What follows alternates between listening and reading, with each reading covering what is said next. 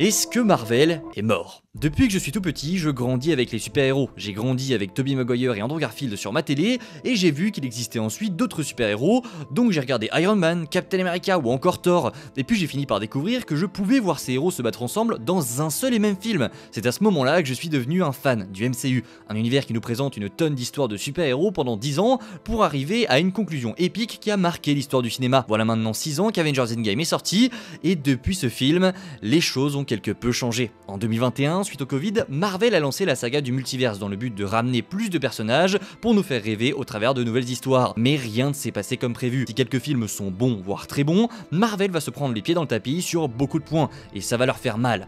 Très mal. Numéro 1, le rapport quantité-qualité. Après Endgame, Disney a vu en Marvel une opportunité de se faire un max d'argent et a décidé de complètement changer la méthode de production du studio. Ils ont lancé la production de séries pour Disney+, et évidemment de nouveaux films. Alors au début ça a marché, mais on a vite vu qu'il y avait un problème. Les séries et films commençaient au fur et à mesure à perdre en qualité, et on se retrouvait avec des projets moyens à répétition. On est passé de 3-4 projets par an avant Endgame à 9 projets en 2021 et en 2022. La qualité ne suivait plus. Avec ce nombre de projets, on avait quasiment un Marvel par mois. Bref, la quantité a été préférée à la qualité et ça n'a pas marché. Et malheureusement, ce n'est pas tout. Numéro 2, le plantage de Kang. Tout comme Thanos, cette nouvelle saga a le droit à son nouveau grand méchant, Kang le Conquérant. Il avait un potentiel de dingue, mais il a été mal introduit au cinéma dans Ant-Man et Quantumania. Il se fait défoncer par des fourmis et forcément le grand public a eu du mal à gober que ce gars était le nouveau Thanos. Et le pire dans cette histoire, c'est que quelques semaines plus tard, Marvel a licencié l'acteur qui l'incarnait parce qu'il s'est retrouvé dans une affaire de violence conjugale. Bref, aujourd'hui on sait que Marvel a stoppé le développement de Kang et que c'est le Docteur Doom qui prendra sa place, un véritable aveu d'échec. Numéro 3, le développement des nouveaux héros.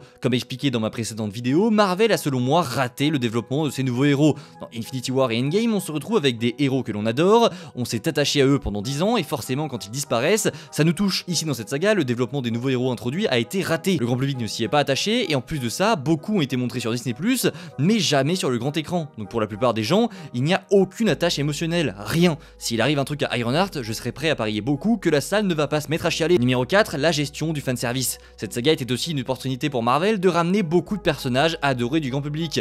Mais malheureusement, ils sont selon moi tombés dans le piège d'une mauvaise gestion du fanservice. Ils ont fait revenir Toby et Andrew, ça aurait pu être légendaire, mais No Way Home s'est contenté d'être un film moyen sans plus. Par contre, l'argent lui est bien rentré dans les caisses de Disney, et ça a posé problème. Les grands succès financiers de cette saga sont des projets qui avaient tous des caméos surprises. Certains étaient incroyables, d'autres moins, mais le problème c'est qu'on ne se rendait plus au ciné pour voir un bon film, on y allait simplement pour voir des caméos de 2 minutes. Et après être sorti de la salle, on se retrouvait tous à se dire « Ah, en fait c'était pas si ouf !» Et avec le temps, on s'est rendu compte que bah non, c'était pas bien. Marvel est donc tombé dans ce piège d'attirer les gens en salle pour un bonbon dans un repas qui n'était finalement pas dingue. Alors est-ce que Marvel est mort? Après tous ces arguments, on pourrait croire que oui, surtout que ces points ont eu un impact sur le box-office de certains films.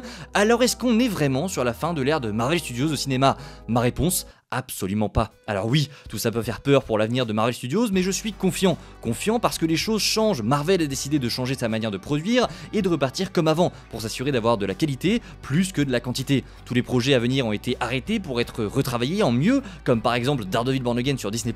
Au cinéma, les effets et changements n'arriveront que pour les 4 Fantastiques, mais ça n'annonce que du bon. Un Marvel soucieux de son univers, de l'avis des fans et qui retravaille les projets quitte à ce qu'ils soient reportés, ça ne peut être que bénéfique pour nous. De plus, Marvel a conscience que cette saga est ratée. L'objectif maintenant est de se sortir au plus vite et au mieux du multiverse pour arriver vers la prochaine saga des mutants après Secret Wars avec l'arrivée des X-Men. Une saga qui est déjà en train d'être travaillée en amont par les studios pour ne pas reproduire les erreurs de ces 5 dernières années. Alors oui, je pense que dans 10 ans, on considérera que Marvel a eu un moment creux qui a été difficile, mais ce n'est pas une mauvaise chose. C'est bien que Marvel passe par ses erreurs, ça ne peut que les rendre meilleurs pour la suite. Et puis avec l'arrivée de la concurrence chez DC, ça va être bénéfique pour nous puisque les studios se verront obligés de donner le meilleur d'eux-mêmes. Oui, je crois toujours en Marvel et j'ai hâte de voir ce qu'ils nous réservent. Leur mort est selon moi encore bien lointaine et j'en suis bien heureux. Cette vidéo s'adresse principalement aux personnes qui ont arrêté de suivre le Marvel Cinematic Universe, à ces personnes qui après Endgame ne se sont plus reconnues avec ce MCU qui n'arrivait plus à vibrer avec les projets qui sortaient. Cette vidéo est faite pour vous, c'est pour vous montrer à vous